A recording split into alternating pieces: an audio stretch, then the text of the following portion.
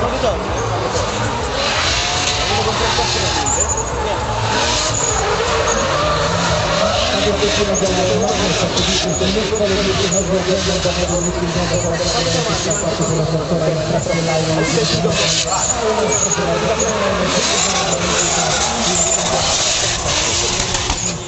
To musi być pani Stan, jeden GZFX, drugi to jest Skyline R34, samochód bardzo mocno tuningowany.